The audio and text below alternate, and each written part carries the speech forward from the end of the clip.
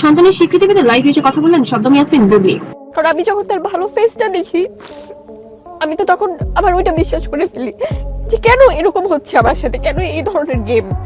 আসসালামু আলাইকুম। কর্দমাক্ত সম্পর্ক, সুখীর সংসার ভাঙা আর ছেলের স্বীকৃতি নিয়ে চলছে একের পর এক নাটক। এবার ছেলে নয়, এবার আবারও মেয়ে সন্তানের জন্য নাটক শুরু হয়েছে শবনম ইয়াসমিন বুবলির। অবশেষে নীরবতা ভেঙে লাইভে এসে শবনম বুবলি তার নেট দুনিয়ার এখন ভাইরাল। কোটি ভক্তের চোখে পানি। আবার কেউ কেউ বলছে এটা কি নাটক নাকি বাস্তব। চলুন দেখা যাক আসল। শাকিব খানকে বিয়ের রিজনটা আমার কখনোই ওই স্টারডম আমি নিব বা এরকম কিছু ছিল, এটার প্রশ্নই ওঠে না। তো কি যা দেখলে একসাথে বিশ্লেষণ করতে হবে। আজকের ভিডিওতে জানাবো সন্তানের স্বীকৃতি নিয়ে বুবলির লাইভে কি ঘটেছিল এবং কি বললেন তিনি, আর পেছনে আসল গল্পটা আসলে কি। একটু পেছনে ফিরে যায় 2018 সালে ঢাকায় সিনেমার জনপ্রিয় জুটি শাকিব খান ও শবনম ইয়াসমিন বুবলি দীর্ঘদিন সম্পর্ক।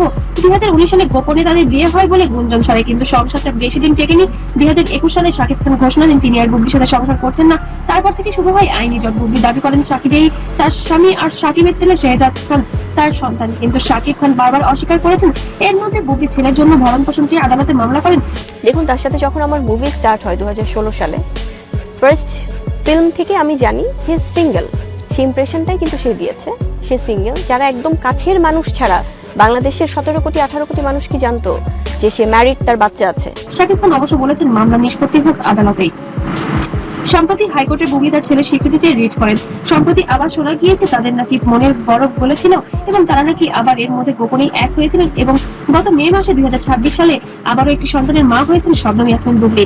ফেসবুকে একটি পোস্ট দিয়ে সবাইকে জানান দেন বাবা নাকি আবারও সেই শাকিব খানই, কিন্তু শাকিব খানের পক্ষ থেকে এখনো কোনো ফেসবুক পোস্ট অথবা কোনো মিডিয়াতে এসে কিছুই বলেননি।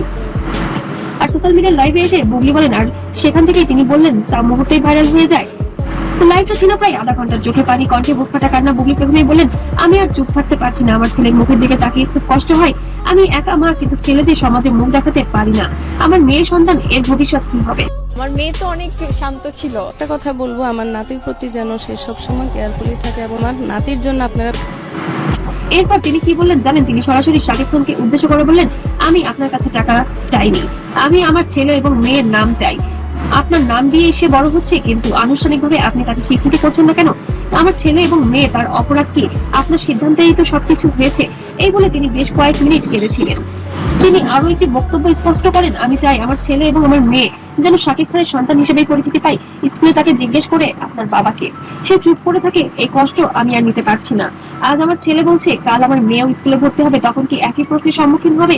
আপনাদের কাছে প্রশ্নটা রেখে গেলাম, যদি আপনার সন্তানের সাথে এমন হতো আপনি মা হিসেবে কি করতেন? আসলে বুবলির এই কথাতেই যেন পুরো দেশবাসী থমকে যায়। আসলেই তো এটি সত্যি কথা যে স্কুলে যখন আমি যে মানুষটাকে বিয়ে করেছি তখন তো সে শুধুমাত্র আমার হাজবেন্ডই ছিল, আমি তাকে সিঙ্গেলই দেখেছি। যখন আমার তার সাথে বিয়ে হয়েছে তখন সন্তানরা পা রাখে, তখন অবশ্যই বাবার পরিচয় জানতে হয়। আর তখন যদি শাকিব খান চুপ থাকেন, এই বিষয়টি বুবলির যেন চরিত্রেই দাগ লাগে। আমি কোনোদিন আপনার বিরুদ্ধে কিছু বলিনি, কিন্তু এবার আমি লড়বো। লাইভের কিছু কথা যেন মুহূর্তেই ভাইরাল হয়ে যায়। শুধু তাই নয়, তিনি ইঙ্গিত দেন, আমার কাছে সন্তান শিকারের প্রমাণ আছে, বাইরে এসে বলতে চাই না, আদালতেই বলবো। এই কথাগুলো বলে তিনি লাইভটা শেষ করেন, কিন্তু রেখে যান হাজারো প্রশ্ন সব মায়েদের কাছে।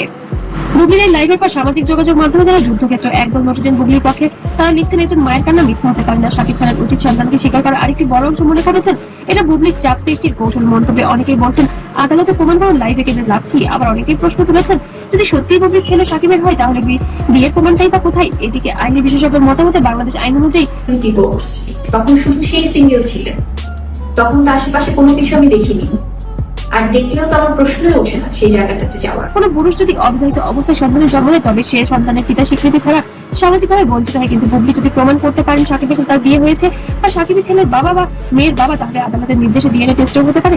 তবে আইনের লড়াইটা দীর্ঘ, আর একজন মায়ের এই আবেগগুলো লাইভ হয়তো তার হতাশারই বহিঃপ্রকাশ।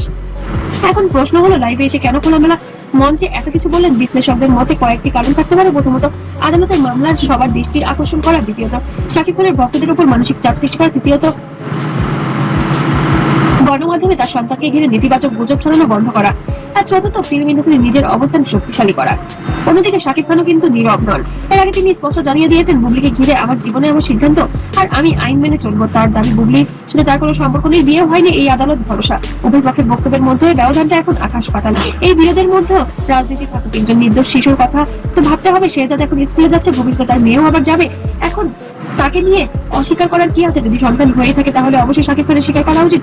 আপনার কাছে কি মনে হয়? অবশ্যই কমেন্ট করে জানাতে ভুলবেন না। ভিডিওটি যদি ভালো লাগে অবশ্যই লাইক, কমেন্ট, শেয়ার করবেন এবং ভাইরাল আপডেট পেতে অবশ্যই সাবস্ক্রাইব করে পাশে থাকুন। ততক্ষণ সবাই ভালো থাকবেন, সুস্থ থাকবেন। আল্লাহ হাফেজ।